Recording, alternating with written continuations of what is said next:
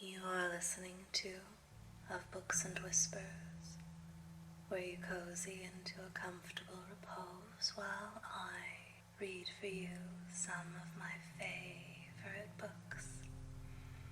Today, for your auditory pleasure, I present Chapter 2, The Existence of Matter, in the book by Bertrand Russell called The Problems of Philosophy.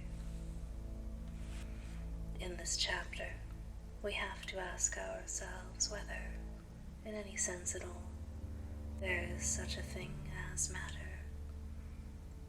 Is there a table which has a certain intrinsic nature and continues to exist when I am not looking? Or is the table merely a product of my imagination, a dream table in a very prolonged dream? This question is of the greatest importance, for if we cannot be sure of the independent existence of objects, we cannot be sure of the independent existence of other people's bodies, and therefore still less of other people's minds, since we have no grounds for believing in their minds except such as are derived from observing their bodies.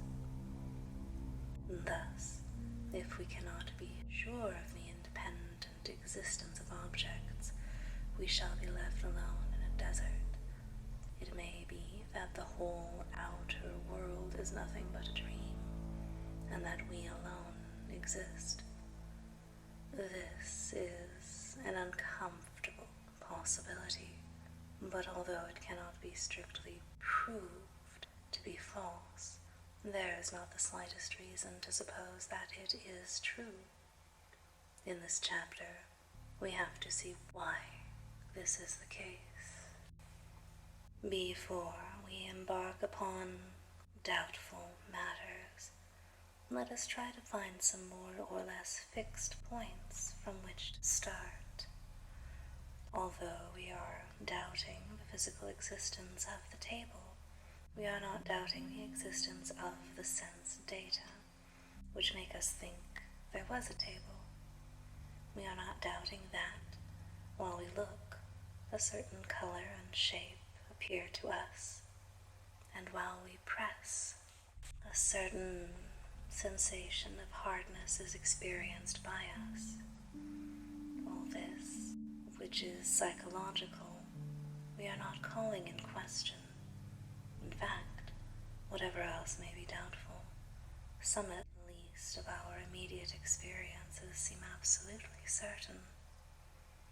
Descartes, born 1596 and who died 1650, the founder of modern philosophy, invented a method which may still be used with profit, the method of systematic doubt. He determined that he would believe nothing which he did not see quite clearly and distinctly to be true. Whatever he could bring himself to doubt, he would doubt until he saw reason for not doubting it. By applying this method, he gradually became convinced that the only existence of which he could be quite certain was his own. He imagined a deceitful demon who presented unreal things to his senses in a perpetual phantasmagoria. It might be very improbable that such a demon existed, but still it was possible, and therefore doubt concerning things perceived by the senses was possible.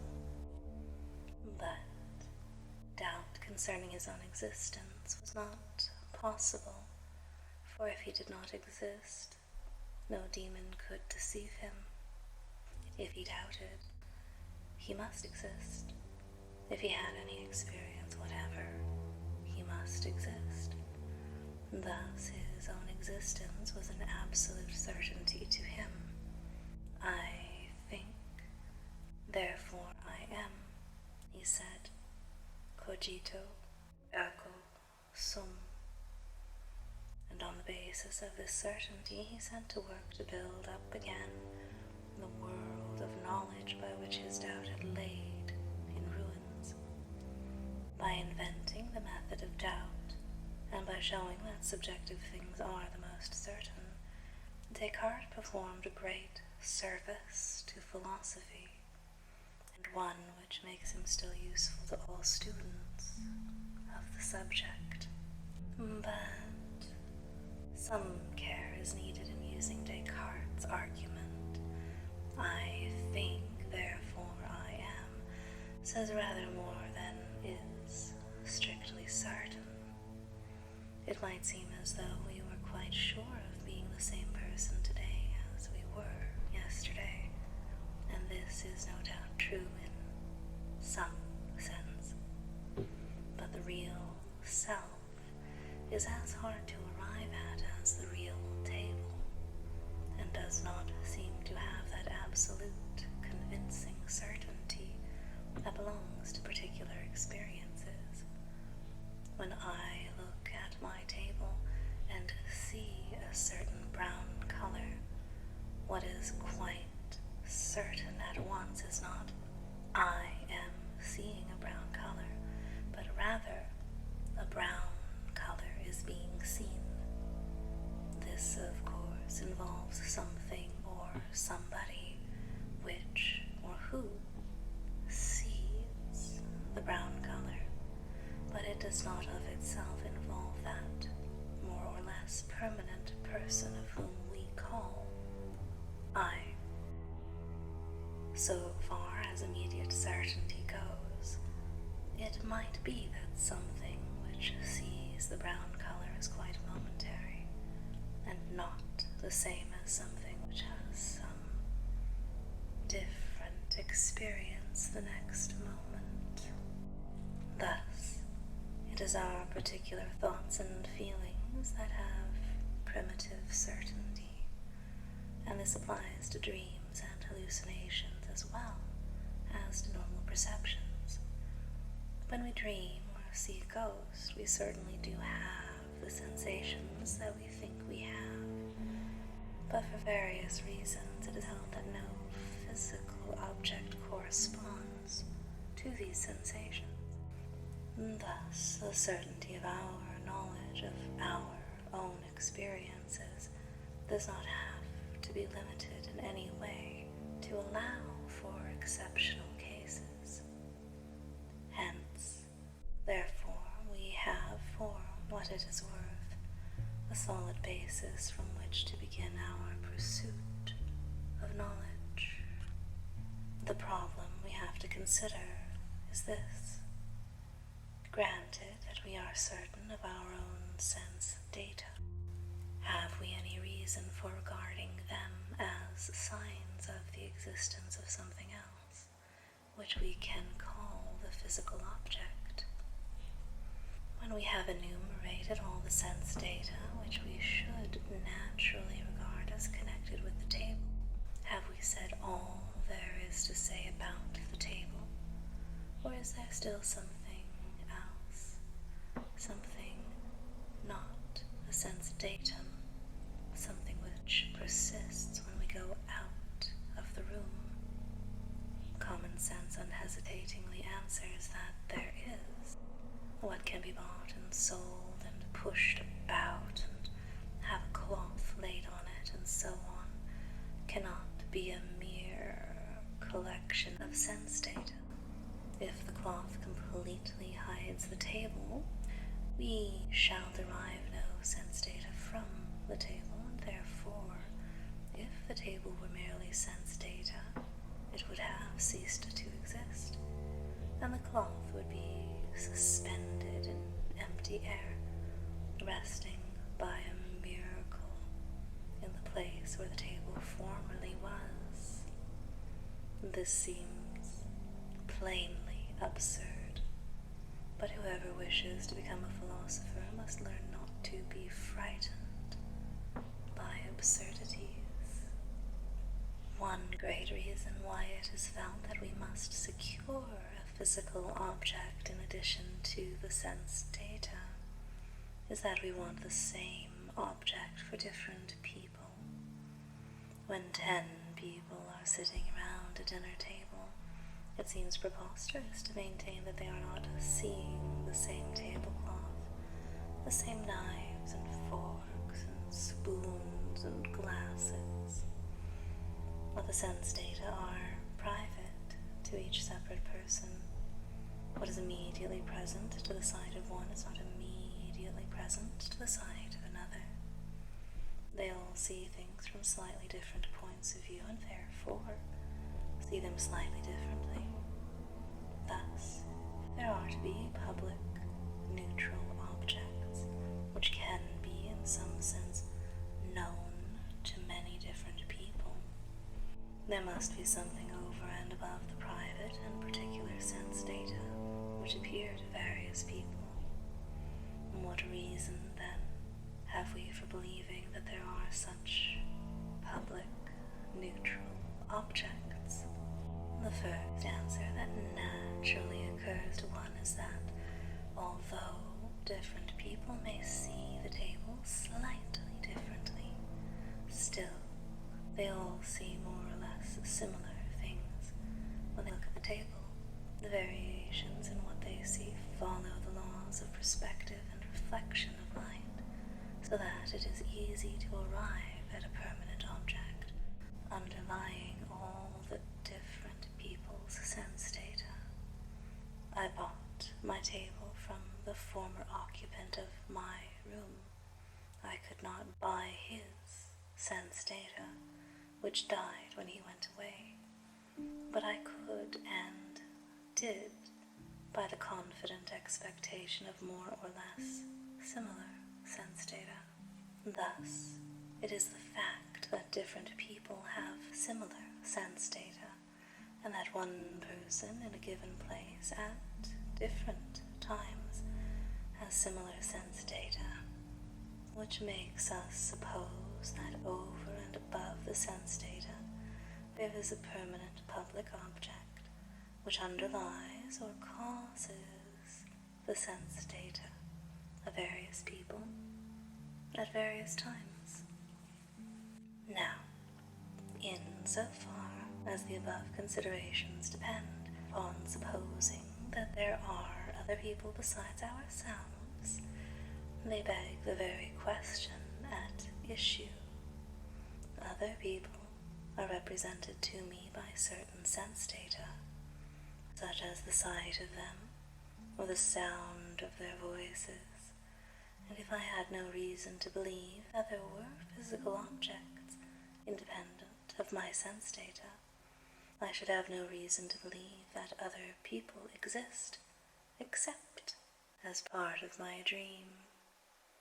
Thus, when we are trying to show that there must be objects independent of our own sense data, we cannot appeal to the testimony of other people, since this testimony itself consists of sense data.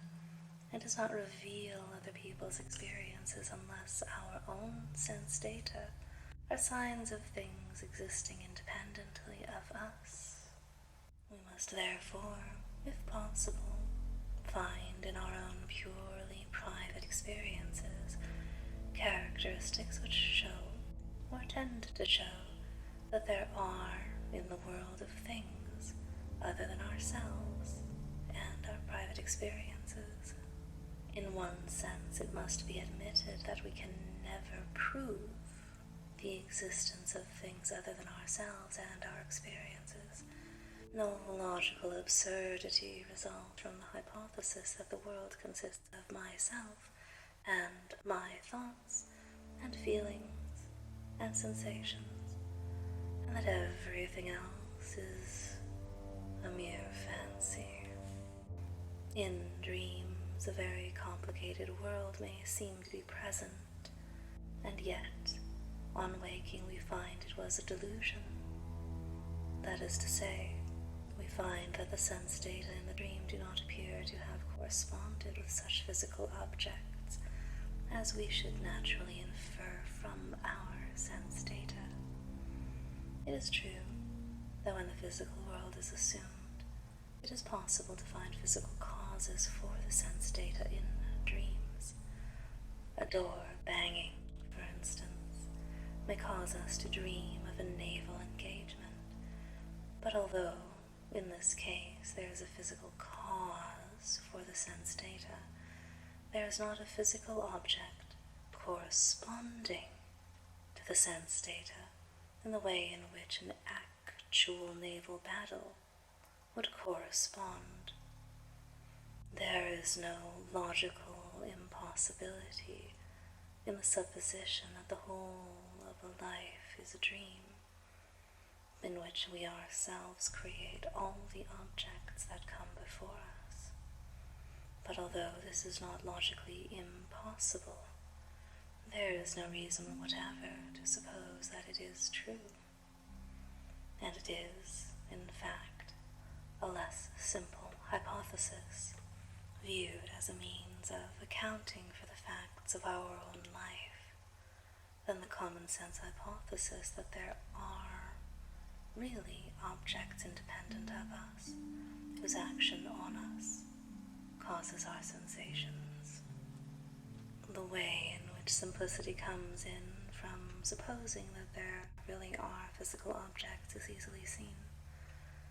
If the cat appears at one moment in part of the room, and at another in another part, it is natural to suppose that it has moved from the one to the other, passing over a series of intermediate positions. But if it is merely a set of sense data, it cannot have ever been in any place where I did not see it.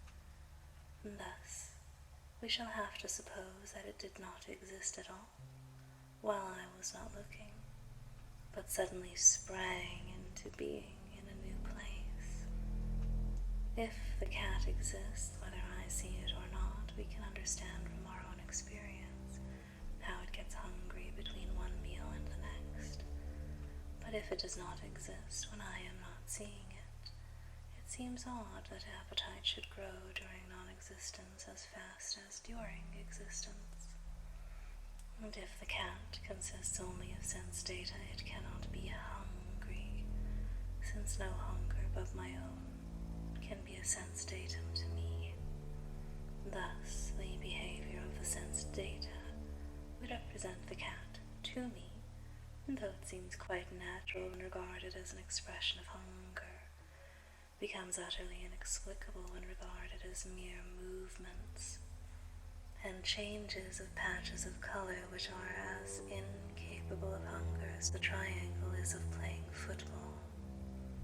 But the difficulty in the case of the cat is nothing compared to the difficulty of the case of human beings. When human beings speak, that is, when we hear certain noises which we associate with ideas, and simultaneously see certain motions of lips and expressions of face, it is very difficult to suppose that what we hear is not the expression of a thought as we know it would be if we emitted the same sounds. Of course, similar things happen in dreams where we are mistaken as to the existence of other people, but dreams are more or less suggested by what we call waking life, and are capable of being more or less accounted for on scientific principles, if we assume that there really is a physical world. Thus, every principle of simplicity urges us to adopt the natural view that there really are objects other than ourselves, and our sense data which have existence not dependent upon our perceiving them. Of course, it is not by argument that we originally come by our belief in an independent external world. We find this belief ready in ourselves as soon as we begin to reflect. It is what may be called an instinctive belief. We should never have been led to question this belief but for the fact that, at any rate, in the case of sight, it seems as if the sense datum itself were instinctively believed to be the independent object, whereas argument shows that the object cannot be identical with the sense datum. This discovery, however, which is not at all paradoxical in the case of taste and smell and sound, but only slightly so in the case of touch, leaves undiminished our instinctive belief that there are some objects corresponding to our sense data. Since this belief does not lead to any difficulties, but on the contrary tends to simplify and systematize our account of our experiences, there seems no good reason for rejecting it. We may therefore admit, though with a slight doubt derived from dreams, that the external world does really exist, and is not wholly dependent for its existence upon our continuing to perceive it. The argument which has led us to this conclusion is doubtless less strong than we could wish, but it is typical of many philosophical arguments, and it is therefore worthwhile to consider briefly its general character and validity. All knowledge we find must be built up upon our instinctive beliefs, and if these are rejected, nothing is left. But among our instinctive beliefs, some are much stronger than others, while many have by habit and association become entangled with other beliefs, not really instinctive, but falsely supposed to be part of what is believed instinctively. Philosophy should show us the hierarchy of our instinctive beliefs, beginning with those we hold most strongly, and presenting each as much isolated and as free from irrelevant additions as possible. It should take care to show that, in the form in which they are finally set forth, our instinctive beliefs do not clash, but form a harmonious system. There can never be any reason for rejecting one instinctive belief, except that it clashes with others. Thus, if they are found to harmonize, the whole system becomes worthy of acceptance. It is, of course, possible that all or any of our beliefs may be mistaken, and therefore all ought to be held with at least some slight element of doubt. But we cannot have reason to reject a belief except on the ground of some other belief.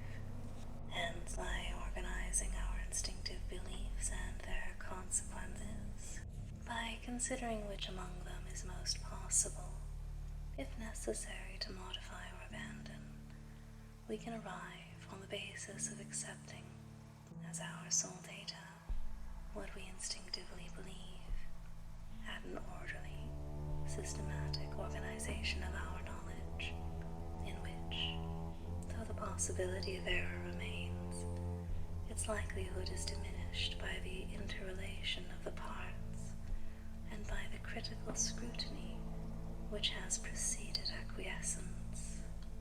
This function, at least, philosophy can perform. Most philosophers, rightly or wrongly, believe that philosophy can do much more than this, that it can give us knowledge, not otherwise attainable, concerning the universe as a whole, and concerning the nature of ultimate reality. Whether this be the case or not, the more modest function we have spoken of can certainly be performed by a philosophy, and certainly suffices for those who have once begun to doubt the adequacy of common sense, to justify the arduous and difficult labors that philosophical problems involve. Thank you for joining me in this reading of Chapter 2. I hope, as I am